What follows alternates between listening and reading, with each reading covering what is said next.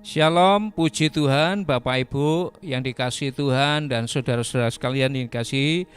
Hari ini sekali lagi kita bertemu kembali, kita bersyukur dalam perlindungan Tuhan dan dalam pemeliharaan Tuhan yang sempurna. Mari kita akan mempersiapkan diri kita untuk sekali lagi mendengar pesan-pesan Tuhan, mendengar hati Tuhan yang Tuhan mau nyatakan melalui firman Tuhan pada hari ini. Dan penting untuk kita perhatikan sebab Tuhan kita itu Tuhan yang terus berbicara, Bapak Ibu. Dari sejak zaman dahulu Tuhan adalah Tuhan yang berbicara, ya, seperti yang dikatakan oleh kitab Ibrani. Setelah pada zaman dahulu Allah berulang kali dan dalam pelbagai cara berbicara kepada nenek moyang kita, ya, dengan perantaraan nabi-nabi. Maka pada zaman ini Ia telah berbicara kepada kita dengan perantaraan anaknya. Satu hal, saudara, Tuhan adalah Tuhan yang berbicara. Tuhan adalah Tuhan yang terus dengan berbagai-bagai cara. Dengan cara apapun Tuhan bicara kepada umatnya. Dengan cara apapun Dia terus menyatakan isi hatinya untuk diperhatikan. Dan sampai dengan saat ini Tuhan bicara dengan banyak hal. Dia berbicara dengan keadaan, Dia berbicara dengan situasi, Dia berbicara melalui semua firman, semua yang sudah disampaikan. Ya, Dia berbicara. Oleh karena itu Bapak Ibu yang dikasihi Tuhan, dalam beberapa menit ke depan tetaplah bersama-sama dengan saya sampai seluruh pesan-pesan ini akan kita dengarkan bersama-sama dan kita perhatikan bersama-sama saya. Puji Tuhan, hari ini saya akan mengajak saudara untuk melihat sebuah lukisan. Ya, hari ini saya akan mengajak saudara melihat sebuah lukisan. Tuhan berbicara dengan berbagai cara seperti tadi saya katakan. Ya, hari ini saya mengajak saudara melihat sebuah lukisan dan saya akan berharap bahwa melalui lukisan itu, ya, bahwa kita akan menangkap bahasanya Tuhan. Ya, menangkap apa yang Tuhan sedang lakukan. Ya, lukisan yang akan saya tunjukkan kepada Bapak Ibu adalah anggaplah ini. Ya, anggaplah ini sebuah lukisan tentang, ya, judulnya tentang akhir zaman. Ya, sebuah lukisan yang temanya, yang judulnya tentang akhir zaman. Tetapi saudara, ini lukisan yang belum selesai. Ya, lukisan ini belum selesai sekalipun sudah mulai dilukis sejak 2000 tahun yang lalu, tapi sampai hari ini belum selesai lukisan itu. Ya, lukisan itu dikerjakan, ya, oleh generasi demi generasi. Generasi satu datang dan yang lain pergi. Generasi yang satu membawa goresan-goresan, yang lain memperjelas goresan itu. Generasi yang satu datang lagi membawa warna-warna tertentu, dan yang lain membawa warna-warna memperkuat warna itu. Ya. Setiap generasi membawa masing-masing warna, membawa masing-masing goresan bentuk-bentuk tertentu. Ya. Dan setiap generasi punya peran masing-masing untuk dilakukan. Ya. Punya peran masing-masing. Ya. Termasuk kita hari ini, generasi saya, generasi Bapak Ibu, generasi kita semua, dan generasi-generasi di bawah kita. Ya. Masing-masing kita punya peran di dalam menyelesaikan lukisan itu. Nanti hasilnya akhir bagaimana? Ya, nanti hasil akhirnya bagaimana akan tergantung pada masing-masing individu. Ya. Karena masing-masing kita akan melaksanakan peran kita. Hasil akhirnya nanti terpergantung bagaimana kita bisa memerankan setiap peran kita dengan benar, dengan baik seperti yang Tuhan mau. Itu hasil akhirnya nanti. Ya. Sekali lagi Bapak Ibu, saya berharap ini akan menjadi satu bahasan bahan untuk kita bisa merefleksi diri kita. Ya. Saat-saat seperti ini betapa penting kita untuk selalu punya bahan untuk merefleksi diri kita, sejauh mana dan bagaimana. Nah, Bapak Ibu, sekali lagi ini adalah lukisan tentang akhir zaman. Lukisan yang menurut saya sangat ajaib karena sudah 2000 tahun sudah dimulai, tapi sampai hari ini belum selesai dan masih menunggu kita dan menunggu setiap orang yang akan datang nanti belakangan. Ya, sangat menarik. Nah, dalam kesempatan kali ini, apalagi kita baru memperingati Pentakosta, saudara, ketika Pentakosta datang, ketika Roh Kudus hadir, Roh Kudus itu memberi warna, Roh Kudus itu mendatangkan satu warna yang menghidupkan, warna yang lebih indah, lebih kuat, lebih ajaib. Pada lukisan itu. Pada lukisan itu Roh Kudus hadir, dan dia memberi warna-warna, cahaya-cahaya yang lebih indah. Saya belakangan ini suka menonton orang melukis, saudara. Saya sering melihat tayangan di YouTube, orang melukis, dan saya sangat kagum dengan cara orang melukis. Karena apa? Karena saya selalu bandingkan dengan diri saya. Saya kalau menggambar itu objeknya dulu ini gambar. Saya melihat banyak pelukis punya cara yang bermacam-macam. Banyak yang menggambar itu latar belakang. Dari latar belakang yang di warna-warna terlalu terbentuk di tengahnya itu objek yang diinginkan. Aneh sekali menurut saya. Itulah dunia seni, saudara. Dan Tuhan kita adalah Tuhan yang penuh dengan seni. Nah, sekali lagi saudara, hari-hari ini saya senang dengan cara itu, dan banyak hal sedang saya tangkap, banyak hal sedang saya serap dari pesan-pesan yang bisa saya tangkap dari apa yang saya lihat itu. Saudara, sekali lagi banyak hal yang bisa kita pelajari dari sana. Nah, saudara, ke depan, kenapa tadi saya katakan kita penting untuk hari-hari ini selalu punya bahan untuk merefleksi. Kita punya reflektor dalam diri kita ini. Bisa kita melihat bagaimana kita, apakah kita cukup lurus mengerjakan peran kita, cukup benar mengerjakan peran kita atau tidak. Karena saudara, kalau kita tidak mengerjakan dengan benar bagian kita, peran kita, maka kita akan menyesal nanti, akan menyesal. Yang lalu saya sudah sampaikan kepada Bapak Ibu tentang Matius pasal 7 ayat 21 sampai 23. Matius pasal yang ke-7 ayat 21 sampai 23. Ada satu hal yang penting sekali lagi untuk kita perhatikan hari ini sebagai bahan untuk kita jadikan sebuah reflektor dalam hidup kita. Saya bacakan buat saudara. Matius pasal 7 ayat 21 sampai 23, bukan orang yang berseru kepadaku Tuhan, Tuhan akan masuk ke dalam kerajaan surga, melainkan dia yang melakukan kehendak Bapakku yang di surga. Pada hari terakhir banyak orang akan berseru kepadaku, Tuhan, Tuhan, bukankah kami bernubuat demi namamu, mengusir setan demi namamu, mengadakan banyak mujizat demi namamu juga? Pada waktu itulah aku akan berterus terang kepada mereka dan berkata, aku tidak mengenal kamu. Enyahlah daripadaku, kamu sekalian pembuat kejahatan.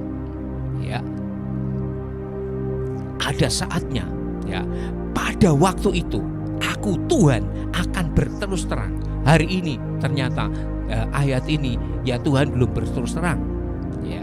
Nanti pada waktu itu nanti ada saatnya di mana Tuhan akan berterus terang, ya. Dan ketika Tuhan berterus terang, ya, saya khawatir kita tidak siap, ya, mendengar kalimat yang Tuhan ucapkan. Karena itu mari hari-hari ini kita merefleksi diri kita. Ya, jadikan ayat ini sebagai sebuah bahan reflektor untuk kita cek diri kita, ya, supaya apa yang kita lakukan hari-hari ini tepat, supaya peran yang kita lakukan benar, ya, benar. Karena ternyata sekali lagi Bapak Ibu, ada yang ditolak oleh Tuhan, ya. Ada yang ditolak, ada yang ya tidak dikenal oleh Tuhan. Ya, aku tidak mengenal kamu. Nah, Saudara, mari perhatikan apa yang dikatakan oleh Tuhan, ya. Aku tidak mengenal kamu. Saudara, apa sih sebetulnya yang ditolak oleh Tuhan? Ya. Ayat tadi mengatakan, Tuhan, bukankah aku sudah bernubuat demi nama Tuhan, menyampaikan firman, ya. Bernubuat itu menyampaikan firman salah satunya, atau juga memang bernubuat dalam arti, ya, memperkatakan sesuatu tentang seseorang atau tentang sesuatu ke depan, ya. Bernubuat menyampaikan firman, ya. Saudara, kalau kita lihat dari ayat yang tadi dikatakan oleh subjeknya itu, bukankah aku sudah bernubuat, ya. Jadi pada saat dia bernubuat, kuasa Tuhan menyertai loh, Saudara. Urapan Tuhan menyertai loh. Jangan salah. Aku sudah mengusir setan demi namamu. Pada saat orang itu mengusir setan, pertanyaan saya, setannya pergi enggak? Pergi, Saudara. Pada saat orang itu mengusir setan, setannya pergi. Yesus pernah mengutus murid-muridnya, 70 murid-muridnya di kitab di Injil Lukas itu. Murid-murid berkatakan, Tuhan, bahkan iblis tunduk kepada kami. Tapi Tuhan katakan, jangan bangga kalau iblis lari daripadamu. Banggalah kalau namamu tertulis di kerajaan surga. Ya, ternyata bisa ngusir setan juga belum merupakan sebuah, ya, kriteria final gitu, ya, bahwa orang itu masuk surga gitu, Saudara, ya. Mari perhatikan baik-baik, ya. Yesus katakan kepada murid-murid, jangan bangga iblis lari daripadamu. Banggalah kalau namamu tertulis di surga. Lalu ayat tadi juga mengatakan bahwa aku sudah mengadakan banyak mujizat. Pertanyaannya, mujizat terjadi enggak pada saat orang itu mengadakannya? Jadi Saudara, terjadi mujizat, banyak mujizat terjadi. Tapi sekali lagi Saudara, ya, Matius 7 yang kita baca tadi, ya, satu perikop itu berbicara tentang Tuhan sedang berbicara tentang pohon yang baik dan pohon yang tidak baik. Ya, pohon yang baik akan berbuah buah yang baik. Ya, dan pohon yang tidak baik pasti akan menghasilkan buah yang tidak baik. Tidak ada pohon yang baik mengeluarkan buah yang tidak baik, dan tidak ada pohon yang tidak baik mengeluarkan buah yang baik. Ya, dalam perikop itu Tuhan mengatakan begitu. Tapi itu kenyataannya di bawah ayat mengatakan, Tuhan, aku sudah mengusir setan demi namamu. Setan ngacir. Tuhan, aku sudah mengadakan mujizat. Mujizat terjadi. Ya, aku sudah bernubuat dan kuasa Tuhan, urapan Tuhan menyertai. Ya. Saudara, bukankah tadi dikatakan pohon yang tidak baik tidak akan menghasilkan buah yang baik? Tapi loh, itu orang mengusir setan demi nama Tuhan, setannya ngacir. Itu orang mengadakan mujizat. Ya, Saudara, sekali lagi, Bagaimana ini kita bisa memahami bagian ini? Ya. Bukankah hanya pohon yang baik yang bisa menghasilkan buah yang baik? Bukankah hanya pohon yang kalau pohon tidak baik tidak mampu menghasilkan buah yang baik? Ya, ini kenyataannya di endingnya Tuhan mengatakan, nanti aku akan berterus terang, aku tidak mengenal kamu. Nah saudara, sebetulnya yang ditolak ini apanya gitu ya saudara. Tapi yang jelas dari ayat tadi sudah mengatakan, kalau Tuhan mengatakan aku tidak mengenal kamu, ini bicara kepada subjek, ini bicara kepada pribadi yang bersangkutan saudara ya. Ya. Sudah bernubuat, sudah mengusir setan ya, dan segala banyak mujizat terjadi. Kenapa bisa terjadi?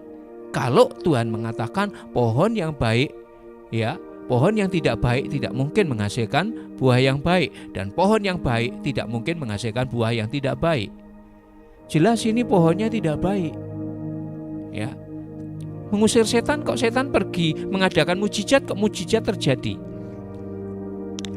Saudara, saya pernah mendengar, mungkin Bapak Ibu juga mendengar kesaksian ya tentang seorang hamba Tuhan ya, itu ini kesaksiannya sudah viral di dunia maya ya, sehingga saya lupa hamba Tuhan ini siapa, tapi karena sudah viral saudara, dia bersaksi di YouTube dan sebagainya ya, dia pelayanan di satu tempat dan hamba Tuhan ini memang masih hidup di dalam kedagingan istilahnya saudara ya. Dia hari itu maaf kata melakukan perzinahan, lalu dia KKR, dan hadirat Tuhan ya, kuasa Tuhan terjadi ya. Dan itu berlangsung begitu lama sampai satu kali hamba Tuhan ini sadar tentang apa yang dia lakukan dan dia bertobat dan dia kembali kepada Tuhan. Lalu apa penjelasan dari situasi itu?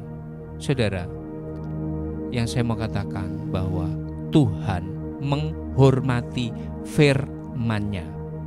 Tuhan menghormati firman-Nya. Ya. Orang ini orang jahat, orang ini ya, di Matius 7 itu Tuhan bicara tentang nabi-nabi palsu, kesesatan ya.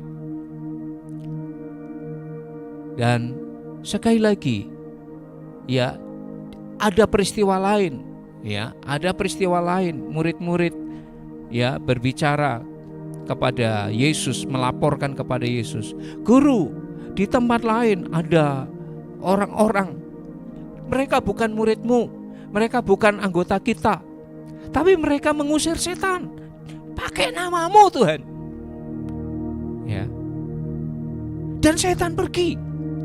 Kami mencegah," gitu saudara. Murid-murid mengatakan demikian. Kami mencegah mereka karena mereka bukan murid-murid ya, mereka bukan pengikut-pengikut Yesus ya. Yesus katakan tidak usah dicegah ya, tidak usah dicegah. Kalau orang tidak melawan kita, dia adalah bagian dari kita. Tapi yang saya maksudkan saudara ya, Yesus ya, Tuhan menghormati firman-Nya ya. Orang ini jahat, melakukan sesuatu yang hasilnya, buahnya berarti benar. Itu sebabnya Tuhan katakan, aku tidak kenal, yang tidak dikenal adalah kamu, pribadi, subjeknya ya. Nubuatannya terjadi, kuasa Tuhan menyertai, mengusir setan terjadi, setannya pergi ya, mujizat terjadi ya. Tapi Tuhan katakan apa? Aku tidak kenal kamu ya. Pekerjaan itu terjadi karena Tuhan menghormati menghormati firman-Nya, tetapi subjeknya yang salah. Tuhan katakan, aku tidak kenal kamu. Di ujung ya, sekali lagi Bapak Ibu, sekali lagi ya, Tuhan bicara tentang subjek, Tuhan bicara tentang pribadi orang itu ya. Pada waktu itulah aku berterus terang kepada mereka dan berkata, aku tidak mengenal kamu ya, enyalah daripadaku kamu, sekali lagi ya, sekalian pembuat kejahatan. Ya, ayat 23.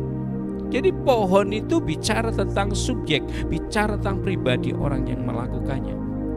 Nah, sekarang saudara, dikatakan tadi bahwa orang itu tidak dikenal oleh Allah. Mari ini kita jadikan sebagai sebuah reflektor supaya kita hari-hari ini ya saudara boleh sekali lagi cek diri kita, cek hidup kita, pelayanan kita, ya. Cek semuanya itu supaya apa? Supaya Matius 7 ayat 23 itu tadi tidak terjadi atas hidup kita. Sebaliknya, kita menjadi pribadi-pribadi yang dikenal oleh Tuhan. Amin, saudara. Tetap bersama saya dalam beberapa menit ke depan sehingga kepenuhan seluruh pesan ini dapat saudara tangkap semuanya. Baik, puji Tuhan. Kita akan lanjutkan. Pertanyaannya adalah bagaimana dikenal Allah? Nah, ini saudara, bagaimana bisa dikenal oleh Allah? Ya, mari saya akan mengajak saudara untuk membaca pesan yang disampaikan oleh Rasul Paulus. Ya, pesan yang disampaikan oleh Rasul Paulus di dalam 2 Korintus pasal 1 ayat 21 sampai dengan ayat 23. Ya, 2 Korintus pasal 1. Ya, saya bacakan buat kita semua. Sebab Dia yang telah meneguhkan kami bersama-sama dengan kamu di dalam Kristus adalah Allah yang telah mengurapi, memeteraikan tanda miliknya atas kita, dan yang memberikan Roh Kudus dalam hati kita sebagai jaminan dari semua yang telah disediakan untuk kita. Ya, tetapi aku memanggil Allah sebagai saksiku, Ia mengenal aku. Nah, Paulus dikenal oleh Allah. Ia mengenal aku. Ya, sampai di situ.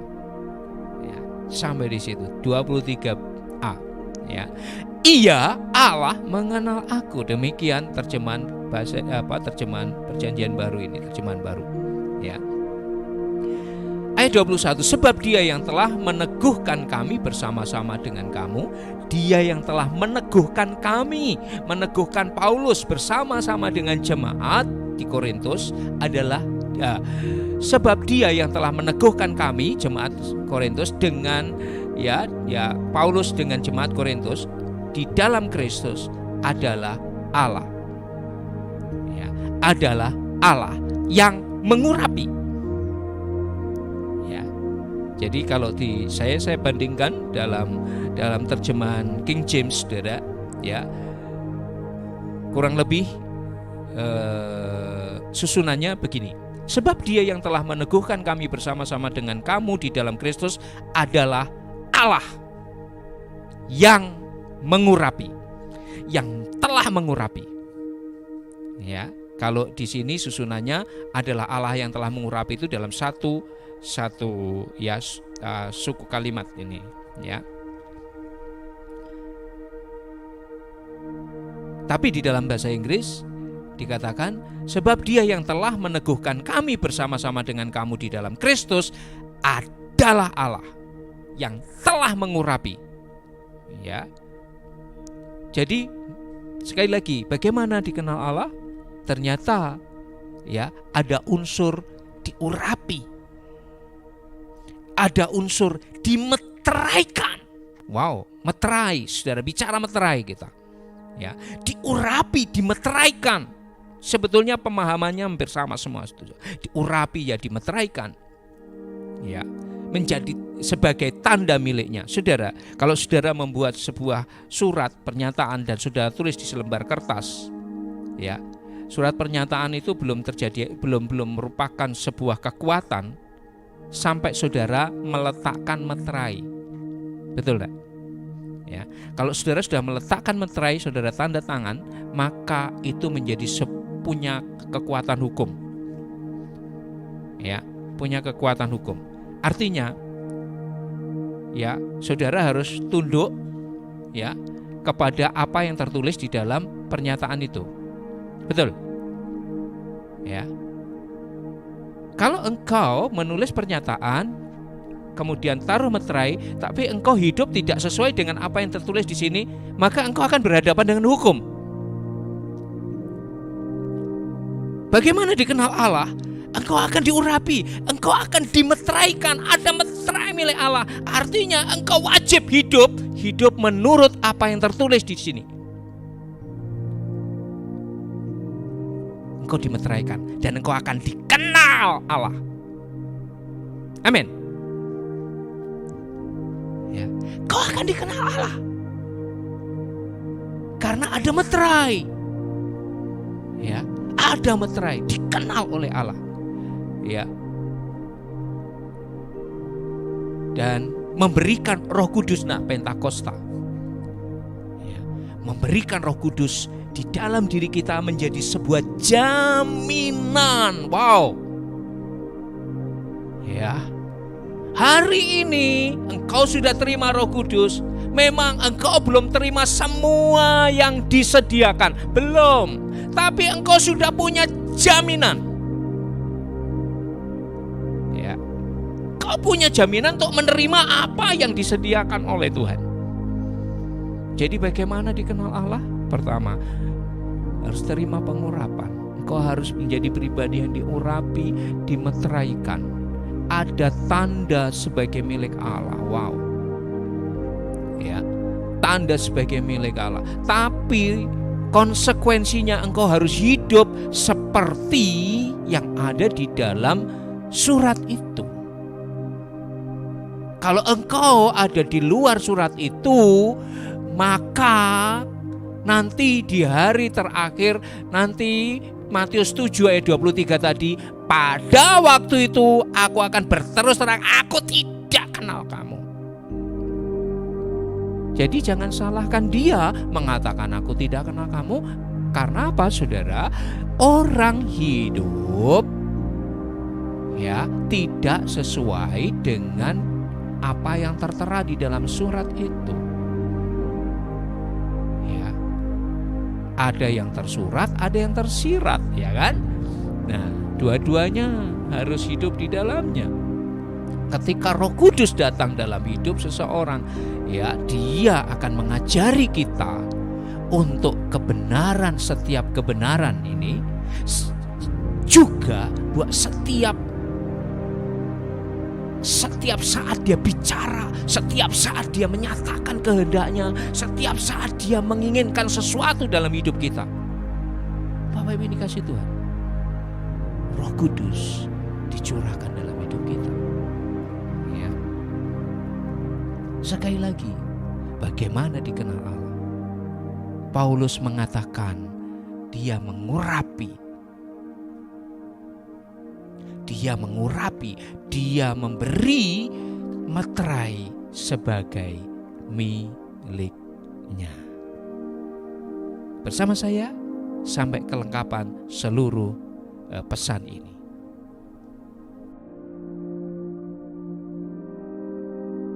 Nah, saudaraku yang dikasihi Tuhan, saya akan melanjutkan ya. Kalau tadi di 2 Korintus 1 ya, tadi Paulus sudah menyatakan bahwa tanda bagaimana dia dikenal Allah itu dia sudah terima pengurapan, diurapi, lalu dimeteraikan. Ya, meterai sebagai tanda miliknya. Kalau kita memiliki tanda miliknya, pasti kita akan ya saudara ya diakui. Tidak mungkin kita akan nanti di ujung nanti ada dengar suara aku tidak kenal kamu. Tidak, karena kita miliknya. Nanti malah Bapa ya Tuhan Yesus akan katakan, iya dia milikku. Dia akan menjadi pembela kita. Ya, dia akan jadi pembela kita. Ya, dan ayat 23 tadi dia katakan ia mengenal aku. Nah, saudara, ya, tidak cukup hanya seperti itu. Saya mau tunjukkan ada beberapa hal lagi, ya, tanda sebagai milik Kristus yang ada di dalam daging daging. Ya, dalam daging. Ya. Jadi saya akan bacakan buat Bapak Ibu 2 Korintus 11 ayat 24 sampai dengan ayat 27. 2 Korintus 11 ya ayat 23 atau mulai dari ayat 23 ya, bukan 24. Apakah mereka pelayan Kristus? Aku berkata seperti orang gila. Aku lebih lagi. Ya, aku lebih banyak berjerih lelah. Ini bicara daging. Lebih sering dalam penjara. Nah, sekali lagi ini tanda dalam daging. Didera di luar batas. Wow. Kerap kali dalam bahaya maut. 24. 5 kali aku disesah orang Yahudi. Setiap kali 40 kurang 1 pukulan.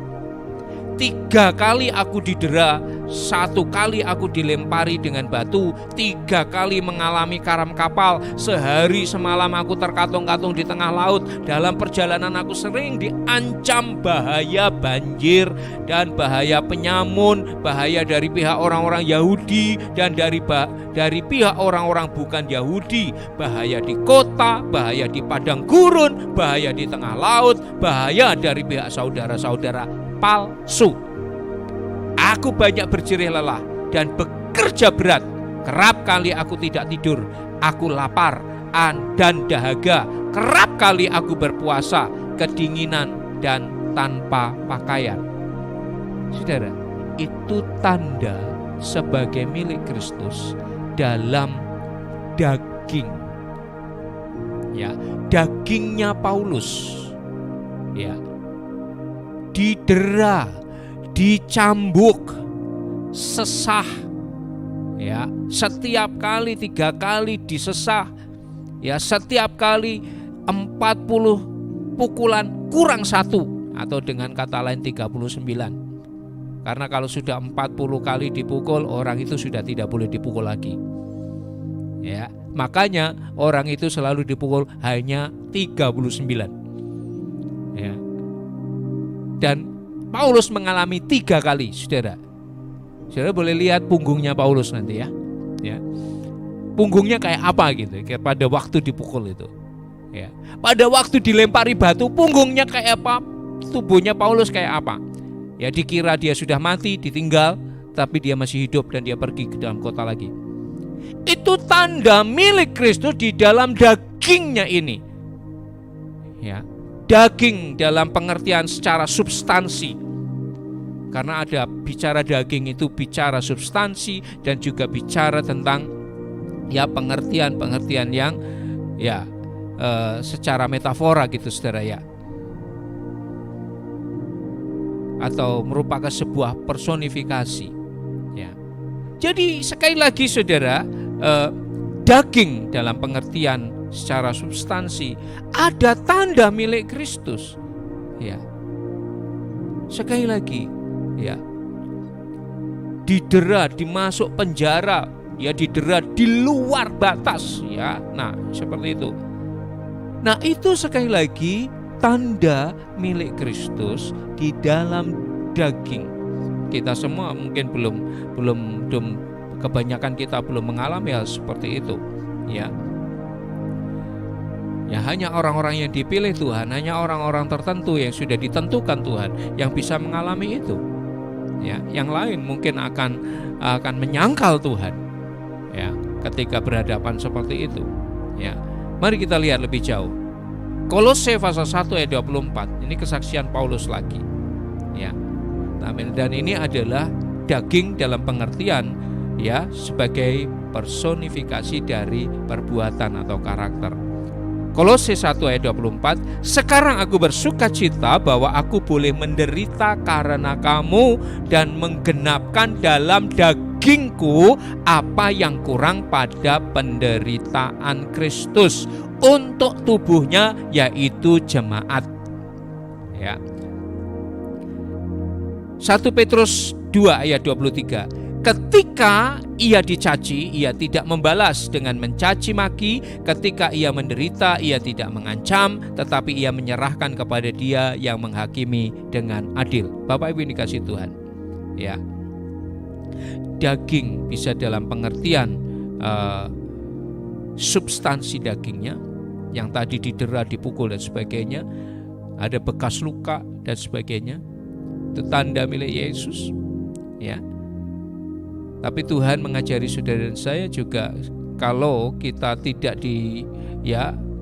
harus sakit seperti itu, toh kita bisa bekerja keras dalam pelayanan, kita bisa lakukan apa saja dalam pelayanan, ya.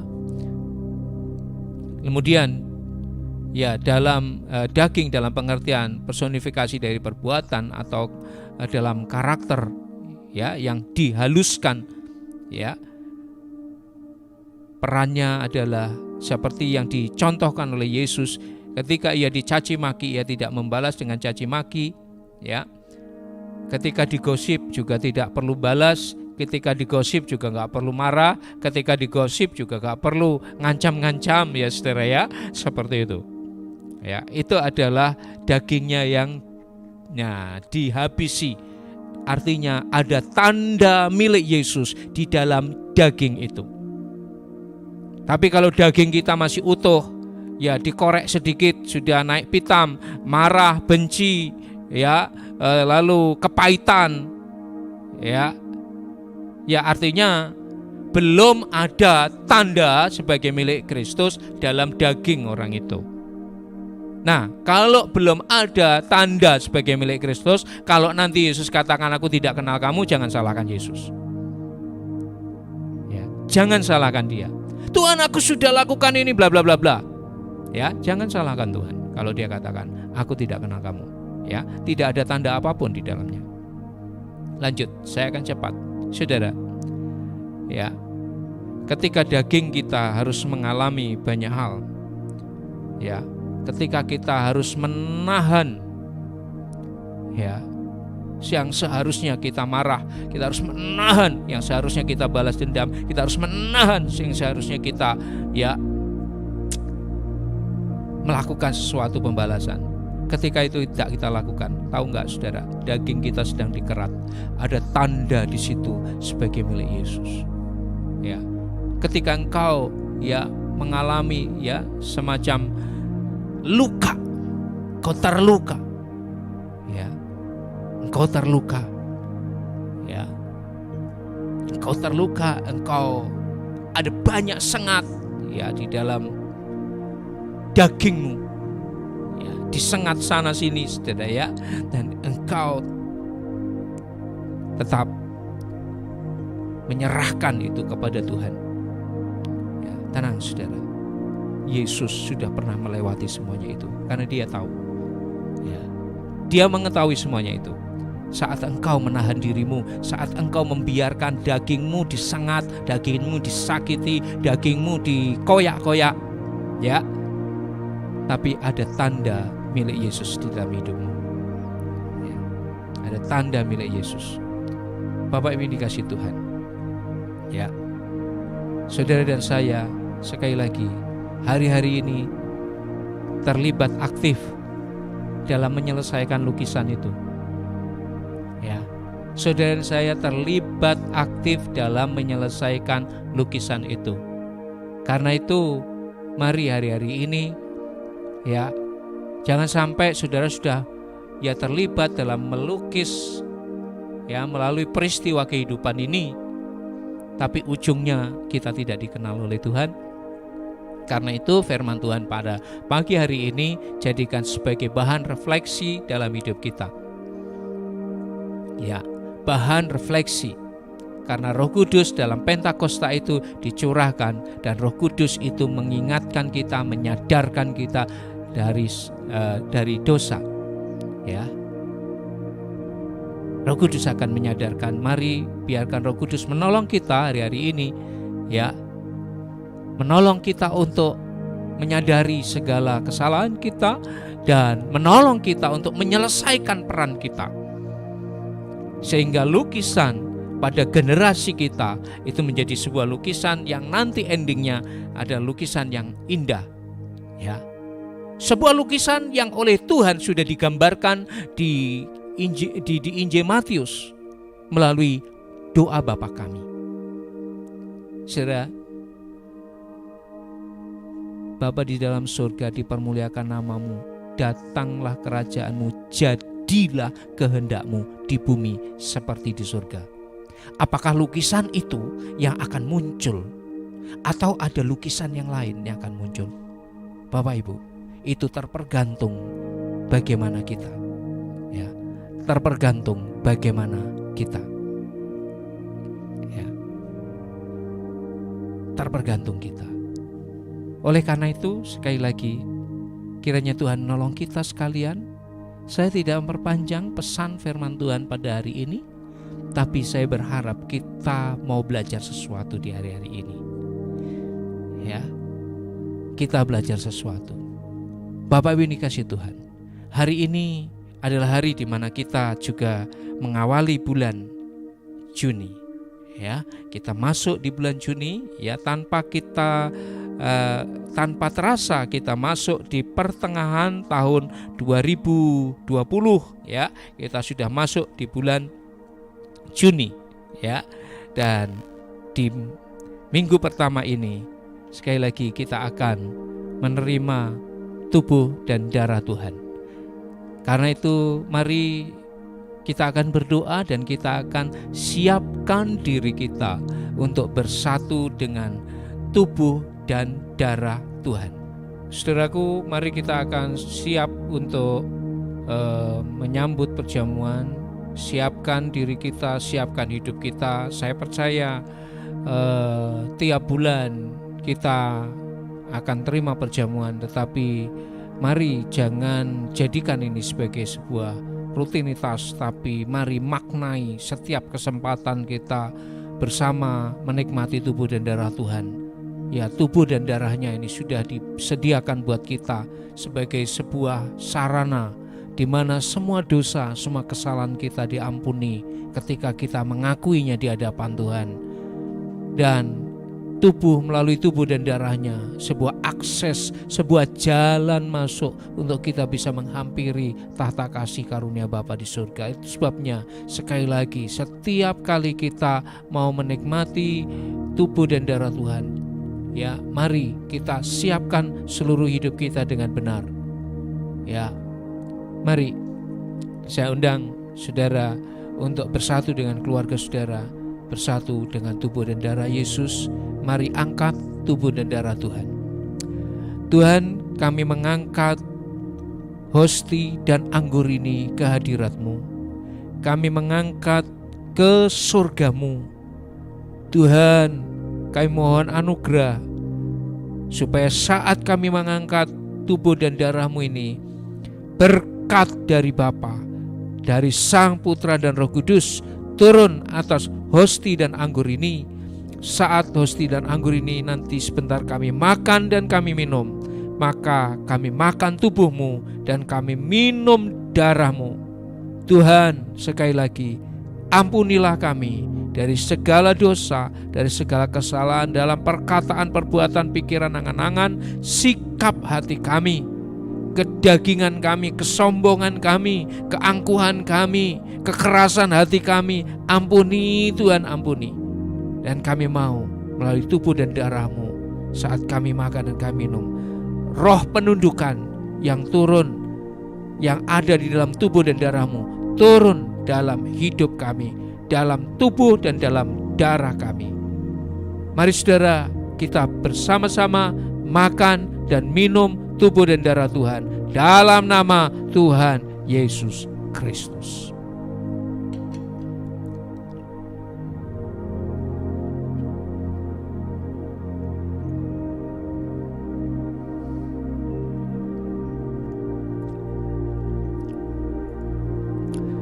Tuhan, hamba bersyukur buat tubuh-Mu, hamba bersyukur buat darah-Mu, mengalir di dalam hidup kami semua, mengalir di dalam setiap kehidupan, setiap pribadi yang hari ini, saat ini bersama-sama turut makan dan minum tubuh dan darah Tuhan, dan turut streaming saat ini.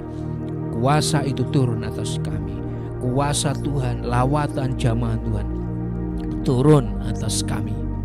Dan di dalam tubuh kami, dalam daging kami, mengalir dagingnya Yesus.